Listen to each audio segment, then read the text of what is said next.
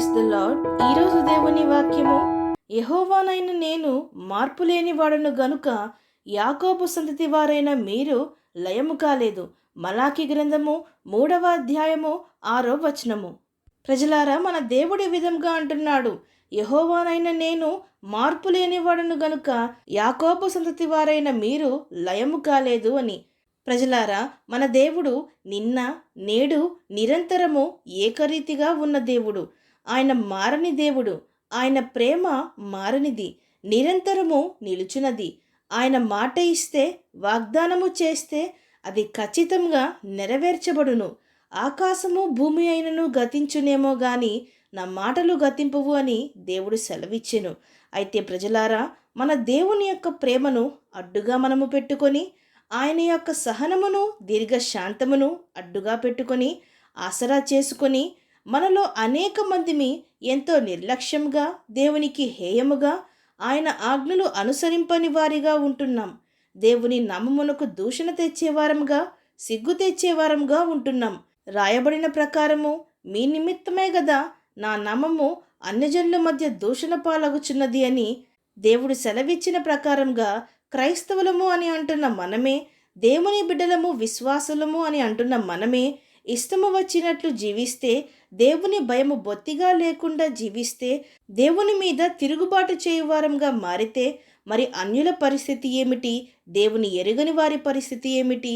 ఈ లోకానికి వెలుగువారమై ఉప్పు వలె ఉంటున్న మనమే చీకటి వారంగా నిస్సారమైన ఉప్పుగా మారితే దేనికి ప్రయోజనము లేదు. మన దేవునికి మన జీవితముల ద్వారా మహిమను తేకుండా ఆయన నామమునకు దూషణను తెచ్చుచున్నాము.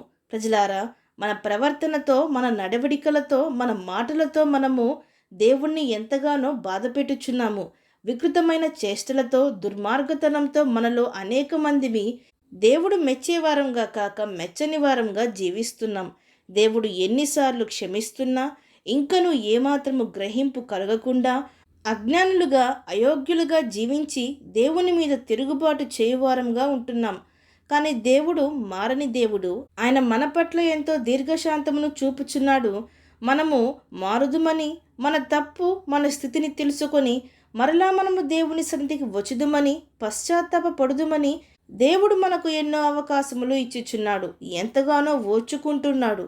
దేవుణ్ణి ఎరుగని వారు ఆయన చెంతకు వస్తారని, మరణంలో నుండి జీవములోనికి ప్రవేశిస్తారని, ఆయనను అనుసరించి నిత్య జీవమును పొందుకుంటామని దేవుడు ఎంతగానో ఆశించి మన ఎడల కనిపెట్టుచూ ఉన్నాడు. మనము తెలుసుకొనవలసినది ఏదనగా, మన దేవుడు మార్పులేని దేవుడు గనుక మనము ఇంత అవిధేయులుగా జీవించినను, హేయముగా జీవించినను, పాపులుగా దుర్మార్గులుగా జీవించినను ఆయన కృప వలన, దీర్ఘశాంతము వలన, క్షమాహృదయము వలన, ప్రేమ వలన మనము ఇంకనూ లయము కాలేదు అని, నరకమునకు పాత్రులు కాలేదు అని, ఏ ఒక్కరూ నశింపకూడదని, అందరూ అంతటా మారు మనసు పొందవలనని దేవుడు తన రాకడను ఆలస్యము చేసి మన పట్ల దీర్ఘశాంతమును వహించుచున్నాడు.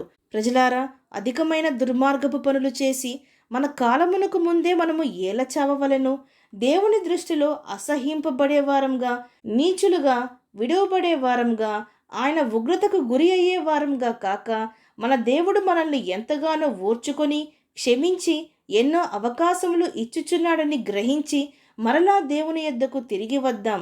మన బ్రతుకులను మార్చుకుందాం. ఆచార భక్తి కాక నిజమైన మార్పు గల విశ్వాస జీవితమును, దేవునికి ఇష్టలుగా జీవించే జీవితమును, ఆయన నామమును మహింపరిచే జీవితమును మనము కలిగి ఉందాం. అవును అన్నవారు నాతో పాటు ప్రార్థనలో ఏకీభవించండి. ప్రార్థన. పరిశుద్ధుడా, ప్రేమగల తండ్రి, ఈరోజు మీరిచ్చిన ఈ వాక్యమును బట్టి మీకు స్తోత్రములు దేవా.